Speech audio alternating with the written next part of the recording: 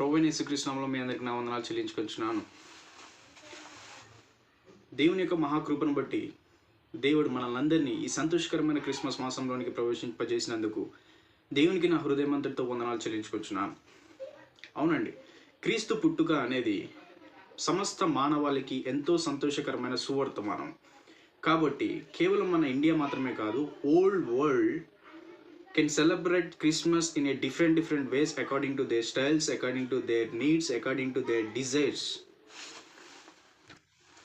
అవునండి, సమస్త దేశాలలోని ప్రజలు రకరకాలుగా క్రిస్మస్ పండుగని జరుపుకుంటూ ఉంటారు. అయితే మన భారతదేశంలో కూడా ఈ యొక్క క్రిస్మస్ పండుగని వివిధ రకాలుగా జరుపుకుంటూ ఉంటారు.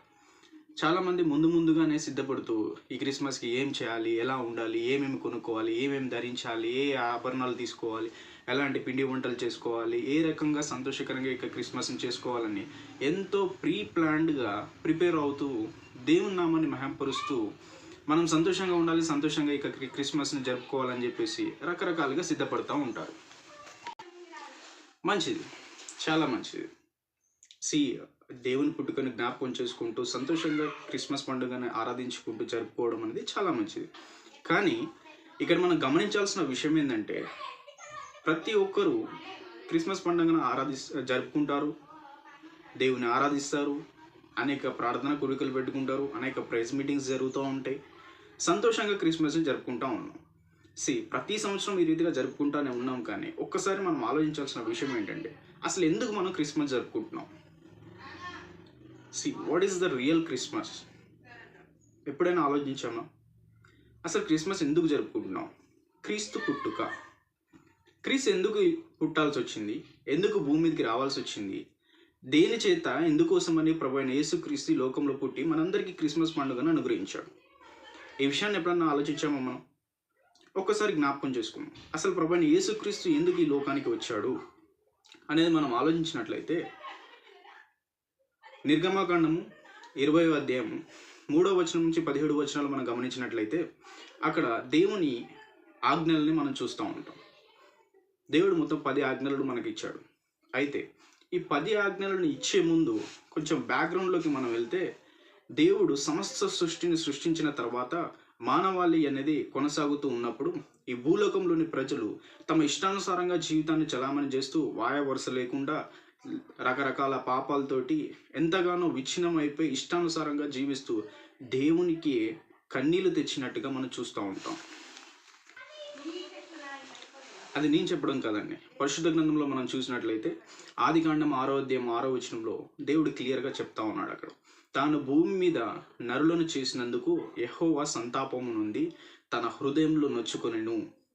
ఇంకొక భాగంలో మనం చూసినట్టయితే దేవుడు కన్నీరు పెట్టాడు అని చెప్పేసి మనం చూస్తూ ఉంటాం. ఇంతగా దేవుడు సృష్టించిన ప్రజలు తమ ఇష్టానుసారంగా జీవిస్తూ రకరకాల పాపాలు చేస్తూ ఈ పాపాలన్నిటి విషయంలో దేవునికి దూరం అయిపోతూ దేవునితో కలిగి ఉన్న యొక్క సంబంధాన్ని తెగగొట్టుకొని బయటికి వెళ్ళిపోతున్నారు. ఇది కాదు కరెక్ట్, వీళ్ళు జీవించాల్సిన విధానం ఇది కాదని చెప్పేసి దేవుడు తన సేవకుడైన, తన ఇష్టానుసారుడైన మోషేను ఎన్నుకొని తన చేవ్రాతతోటి ఆ పలకల మీద దేవుడు ఆజ్ఞలను రాసి ఇచ్చి మోషేకిచ్చి పంపిస్తాడు. ఆ ఆజ్ఞల్ని మనం నిర్గమకాండం 20వ అధ్యాయం 3వ వచనం నుంచి 17వ వచనాల్లో మనం చూసుకున్నట్లయితే ఆ 10 ఆజ్ఞలు వరుసగా ఉంటాయి. అయితే దేవుడు ఇచ్చిన ఆ యొక్క శాసనం ఏంటంటే, భూమి మీద ఉన్న సమస్త మానవాళి కూడా ఈ 10 ఆజ్ఞలను అనుసరించి జీవించినట్లయితే దేవునికి ఇష్టమైన వ్యక్తులుగా మీరు నిలవబడతారని చెప్పేసి దేవుడు కోరే ఆ యొక్క ఆజ్ఞల్ని ఇచ్చి ఉన్నాడు. అయితే ఆ ఆజ్ఞలు ఇచ్చిన తర్వాత కొంతకాలానికి కూడా ప్రజలు ఏం చేస్తున్నారంటే తిరిగి తమ యొక్క పాత అలవాట్లు, తిరిగి తమ యొక్క పాపపు జీవితాన్ని జీవిస్తూ తిరిగి విచ్చలవిడిగా తమ యొక్క జీవితాన్ని జీవిస్తూ ఉన్నారు. ఈ క్రమంగా ప్రజలు తమ యొక్క జీవితాన్ని నాశనం చేసుకుంటూ ఉంటున్నారు. అయితే ఈ యొక్క 10 ఆజ్ఞలను తూచా తప్పకుండా పాటించే ఆ యొక్క శక్తి, ఆ యొక్క దమ్ము, ఆ యొక్క ధైర్యం ఏ ఒక్కరి ప్రజలలో కూడా దేవుడికి కనబడలేదు. అయితే వారు చేస్తున్న పాపానికి శిక్షగా వారు మరణించాల్సి వస్తుంది. దేవుని నుంచి సంబంధాన్ని కోల్పోవాల్సి వస్తుంది. ఈ లోకంలోని ప్రజలు తమ సొంతంగా తాము చేసిన ప్రతి పాపమునకి ప్రాయశ్చిత్త బలిని, వాళ్ళు సరియైన బలిని చెల్లించే స్థితిలో ఏ మనుష్యుడు కూడా లేడని భావించి తాను నిజంగా ఎంతగానో ప్రేమించిన తన యొక్క బిడ్డలు ఇలా నాశనం అయిపోవడం దేవునికి ఇష్టం లేక అత్యున్నత సింహాసనాసీనుడైన ఆ యొక్క గొప్ప దేవుడు తన యొక్క సింహాసనాన్ని వదిలిపెట్టి రిక్తునిగా, దీనుడిగా, నీ కొరకు నా కొరకు మన యొక్క బాధల్ని భరించడానికి ఆ ప్రభువే ప్రభు అయిన యేసుక్రీస్తు రూపంలో ఈ లోకానికి రావాల్సి వచ్చింది. తాను రావడం విషయంలో కూడా దేవుడుగా ఈ లోకానికి వస్తే ఎవరు నమ్మకపోయేవాళ్ళు, ఎవరు దేవుని యొక్క శక్తిని నమ్మలేకపోయేవాళ్ళు. అదే రీతిగా ఈ లోకంలో చాలామంది చాలా రకాలుగా ఊహించుకునే వాళ్ళు ఉండొచ్చు. ఆయన దేవుడు కదా అండి, ఏదైనా చేయగలుగుతాడు, ఆయన దేవుడు కదా అండి, అలా చేయగలుగుతాడు, ఇలా చేయగలుగుతాడు అని. అయితే ప్రభు యేసుక్రీస్తు దేవుడిగా ఈ లోకానికి రాలేదు, కానీ ఒక మనుష్యుడిగా, మనుష్యుని పోలికగా పుట్టి దాసుని స్వరూపము ధరించుకొని రిక్తునిగా నీ కొరకు నా కొరకు తను తగ్గించుకొని అంత గొప్ప సింహాసనాన్ని వదిలిపెట్టేసి సర్వ సృష్టికర్త అయిన సృష్టికర్త నీ కొరకు నా కొరకు ఈ లోకంలో ఒక దీనుడిగా, దరిద్రుడిగా, సామాన్యమైన పుట్టుకతో, సామాన్యమైన కుటుంబంలో, సామాన్యమైన రీతిగా తాను జన్మించడం జరిగింది. తాను జన్మలో కూడా ఎలాంటి పాపం లేకుండా పాపరహితుడిగా ఈ లోకంలో జన్మించి ఉన్నాడు. ఒక కన్యకకి తాను జన్మించి పాపరహితుడిగా ఈ లోకానికి వచ్చి నీలాగా నాలాగా మనుష్యుడు అనుభవించే ప్రతి బాధ, కష్టము, నొప్పి, వేదన సమస్తము ఆయన అనుభవించి దేవుని వాక్యముతో, దేవుని సహాయముతో ఎలా ఒక మనుష్యుడు ఆ యొక్క 10 ఆజ్ఞలను తూచ తప్పకుండా పాటించగలడు అని తాను నెరవేర్చి నిరూపించగలిగాడు. ఒక మానవుడిగా నీవు నేను అనుభవించే ప్రతి బాధ, వేదన, శోధన, కష్టము, ఇబ్బంది, ఆకలి, దప్పులు సమస్తము తాను భరించి దేవుని సహాయంతో, దేవుని వాక్యముతో ఏ రీతిగా ఒక మనుష్యుడు ఇవన్నీ సాధించగలడు అని ఒక మాదిరిని మన ముందు పెట్టి తాను నిరూపించి చూపించాడు. అంత మాత్రమే కాదు, నీవు నేను చేసిన ప్రతి పాపమునకు ప్రాయశ్చిత్తంగా, అపరాధ బలిగా మనం చెల్లించలేని స్థానంలో తాను నీ కొరకు నా కొరకు ఆ యొక్క కల్వరి సిలువలో సమస్త మానవాళి యొక్క దోషాన్ని తన పైన వేసుకొని తానే ఒక బలిగా నీ కొరకు నా కొరకు ఆ యొక్క కల్వరి సిలువలో తన యొక్క ప్రాణాన్ని అర్పించి తానే నిజమైన దేవుడు, సజీవుడైన గొప్ప దేవుడని తిరిగి నిరూపించుకున్నటకు 3వ రోజున ఆ యొక్క సమాధి నుంచి సజీవుడిగా బయటికి వచ్చి ఇది నాన్న సజీవమైన గొప్ప దేవుడుగా నీ ముందు నా ముందు ప్రభువైన యేసుక్రీస్తు నిలబడి నీ విన్నపాన్ని, నా విన్నపాన్ని, సమస్త మానవాళి విన్నపాన్ని వింటూ సమస్త మానవాళికి తన యొక్క ప్రేమని పంచుతూ తన యొక్క కృపలో మనల్ని అందరినీ భద్రపరుస్తున్న ఆ యొక్క ప్రభువైన యేసుక్రీస్తు యొక్క మాదిరిని ఒకసారి జ్ఞాపకం చేసుకుందామా? ఎందుకోసం ఇదంతా చేశాడో తెలుసా? యోహాను సువార్త 3వ అధ్యాయం 16వ వచనంలో మనం చూసినట్లయితే దేవుడు లోకమును ఎంతగానో ప్రేమించెను, దేవుడు లోకమును ఎంతగానో ప్రేమించాడు కాబట్టే తన అద్వితీయ కుమారునిగా పుట్టిన వాని యందు విశ్వాసం ఉంచి ప్రతి ఒక్కరూ నశింపక నిత్య జీవాన్ని పొందుకోవడం కోసం ప్రభువైన యేసుక్రీస్తు లోకానికి వచ్చి ఉన్నాడని క్లియర్గా మనం అక్కడ చూస్తాం. అవునండి, తను ఎంతగానో ప్రేమించాడు. సర్వ సృష్టిని తన యొక్క నోటి మాటతో సృష్టించిన ఆ యొక్క దేవుడు మానవుని సృష్టించే సమయంలో మాత్రం తన యొక్క స్వహస్తాలతో మట్టిని తీసుకొని మానవునికి ఒక రూపాన్ని ఇచ్చి తన జీవవాయువుని ఆ యొక్క మనిషిలో ఊది మనిషిని జీవాత్మగా చేసి ఎంతో ప్రేమగా తన యొక్క బిడ్డలని దేవుడు తయారు చేసి ఉన్నాడు. కానీ ఈ లోకంలో ప్రజలు ఏం చేస్తున్నారు? సృష్టించిన సృష్టికర్తని పక్కన పెట్టేసి తమ ఇష్టానుసారంగా జీవిస్తూ ఆ రోజున వాళ్ళు చేసిన ప్రతి పాపము ఈ రోజున కూడా అయ్యే రకరకాల పాపాలు ఈ లోకంలో చలామణి అవుతా ఉన్నాయి. ఒకసారి జ్ఞాపకం చేసుకుందామా? ఈ సంవత్సరం ప్రారంభంలో అనేక మంది అనేక తీర్మానాలతో ఈ యొక్క సంవత్సరాన్ని ప్రారంభించి ఉన్నారు. ప్రారంభించిన అనేక మందిలో ఎంతవరకు ఆ యొక్క తీర్మానాలు సఫలం జరిగాయి, ఎంతవరకు ఆ తీర్మానాలకు అనుసారంగా మన యొక్క జీవితాల ముందుకు వెళ్ళాయి. సంవత్సరం ప్రారంభంలో ప్రభు కొరకు నేను ఇది చేస్తాను, ప్రభు కొరకు నేను అది చేస్తాను, ప్రభు కొరకు ఈ రీతిగా జీవిస్తాను, ప్రభు కొరకు ఆ రీతిగా జీవిస్తానని ఎంతోమంది ఎన్నో తీర్మానాలు చేసి ఉన్నాం. కానీ ఈ రోజున ఆ తీర్మానాలు ఎంతవరకు నెరవేరాయి? ప్రభు కొరకు ఎంతో ఆసక్తితో ప్రార్థనాపరురాలుగా, ప్రార్థనాత్మను కలిగి నిత్యము ప్రభు సేవలో కొనసాగుతూ నేను ప్రభు బిడ్డని, దేవునికి ఆత్మానుసారమైన వ్యక్తిని అని చెప్పుకుంటూ లోకంలో ప్రచారం చేసుకుంటూ దేవుని సేవ కొరకు తమ యొక్క జీవితాలని అర్పించాననే భ్రమతో తమకు ఇష్టం వచ్చినట్టుగా తమ యొక్క సేవలు చేసుకుంటున్న వారు అనేక మంది ఈ లోకంలో ఉన్నారు. చాలామంది 24 గంటలు ప్రార్థన, బైబిల్ వాక్యం, దేవుని యొక్క వాక్యం చదువుకుంటూ, దేవుని సేవ చేస్తూ, నిత్యము ప్రార్థనలు చేస్తూ, ఉపవాస ప్రార్థనలు చేస్తూ, ఆ ప్రార్థనలు చేస్తూ, ఈ ప్రార్థనలు చేస్తూ, వాళ్ళకి ప్రార్థన చేస్తూ, వీళ్ళకి ప్రార్థన చేస్తూ వేషధారిగా జీవించే చాలామంది ఈ రోజున ఏమైంది? దేవుణ్ణి వదిలిపెట్టి దేవునికి అయిష్టమైన వాళ్ళతో, దేవునికి అయిష్టమైన కార్యాలు చేస్తూ, దేవునికి వ్యతిరేకంగా వెళ్తూ, అనేక రకరకాలైన దేవునికి ఆయాస్కరమైన కార్యాలు చేస్తూ దేవుని దుఃఖపరుస్తున్న వాళ్ళు అనేక మంది ఈ లోకంలో లేకపోలేదు. గత సంవత్సరాన్ని ఆలోచించుకున్నాం. ఎన్నిసార్లు ప్రభువుని దుఃఖపెట్టి ఉన్నాం, ఎన్నిసార్లు ప్రభు నామానికి సిగ్గు అవమానం తెచ్చిన రీతిగా ఉన్నాం, ఎన్నిసార్లు మన వల్ల మన యొక్క ప్రభువు కన్నీళ్లు పెట్టుకుంటా ఉన్నాడు. ఆ రోజున తాను చేసిన బిడ్డల్ని, ఎందుకురా ఈ మానవుల్ని నేను సృష్టించాను అని చెప్పి హృదయంలో సంతాపపడిన ప్రభు ఈ దినం నిన్ను చూసి నన్ను చూసి ఏమనుకుంటున్నాడు? నిన్ను నన్ను సృష్టించినందుకు దేవుడు సంతాపపడుతున్నాడా, సంతోషపడుతున్నాడు? ఒక్కసారి మనం జ్ఞాపకం చేసుకుందాం. ఒక్కసారి మన హృదయాన్ని పరిశీలన చేసుకుందాం. గత సంవత్సరం అంతా మన జీవితం ఏ రీతిగా ఉంది? గత సంవత్సరం నిజంగా ఈ సంవత్సరం అంతయు దేవుని కొరకు ఇష్టంగా నేను జీవించానా? ఎన్నిసార్లు దేవుని నామానికి సిగ్గు అవమానం తెచ్చే రీతిగా జీవించాను? ఎన్నిసార్లు మన జీవితాల ద్వారా దేవుడు సిగ్గుపడ్డాడు? మన జీవితాల ద్వారా మన కుటుంబాలు సిగ్గుపడ్డాయి, మన కుటుంబాలు కన్నీళ్లు పెట్టుకున్నాయి.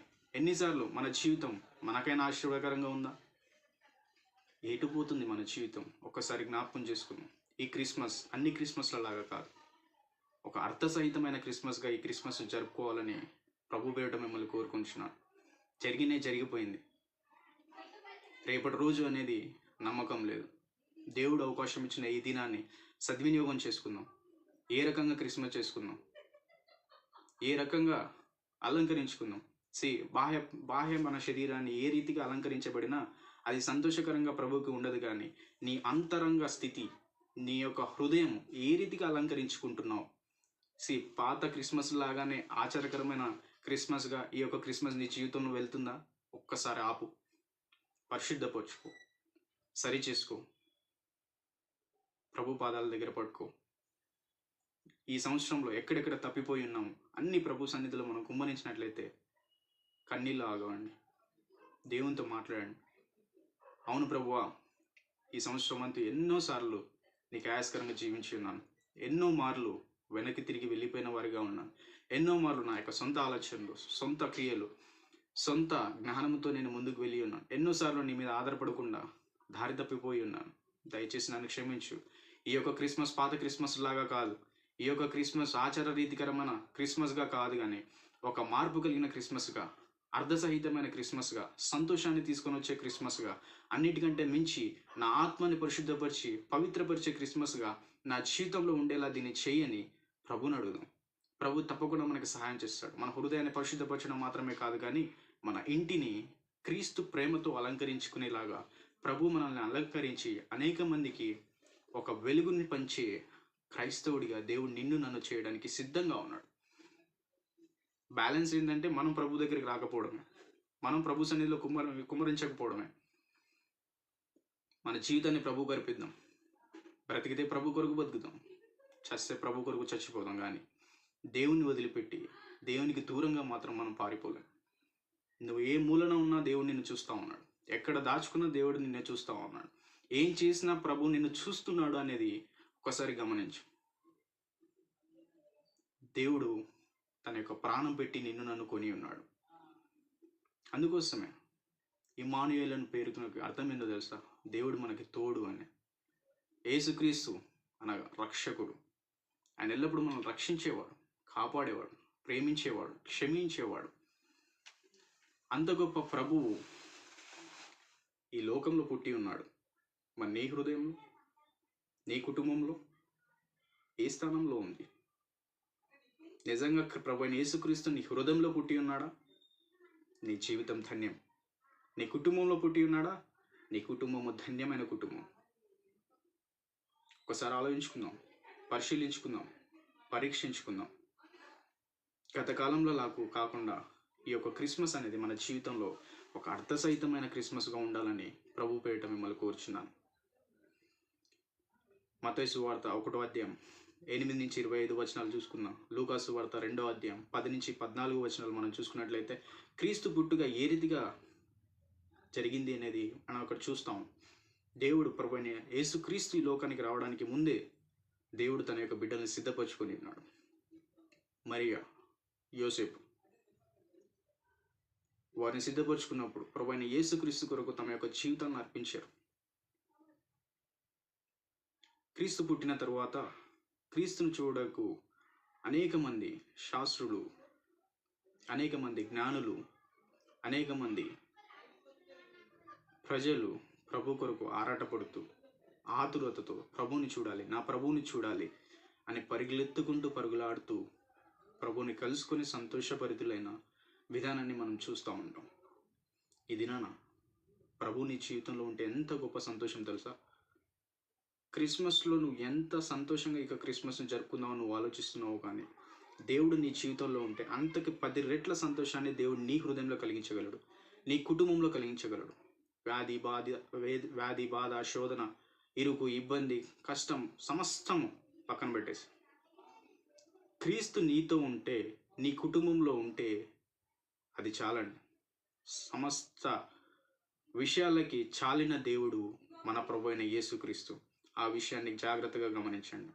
మనకి ఏది ఉన్నా ఏది లేకపోయినా ప్రభు అయిన యేసుక్రీస్తు మనతో ఉంటే అదే మనకి గొప్ప మేలు, ఆశీర్వాదం. దేవుడు మన నుంచి కోరుకునేది ఒకటే, ప్రభుకి నమ్మకంగా ఉన్నాం, ఆత్మను పరిశుద్ధపరుచుకున్నాం. వీలైతే ఇతరులకి దేవుని యొక్క వాక్యాన్ని పరిచయం చేద్దాం, ప్రభువుని పరిచయం చేద్దాం. నువ్వేదో పెద్ద పెద్ద ప్రసంగాలు చేయాల్సిన అవసరం లేదు, కానీ నీ జీవితమే ఎదుటి వారికి ఒక సువార్త.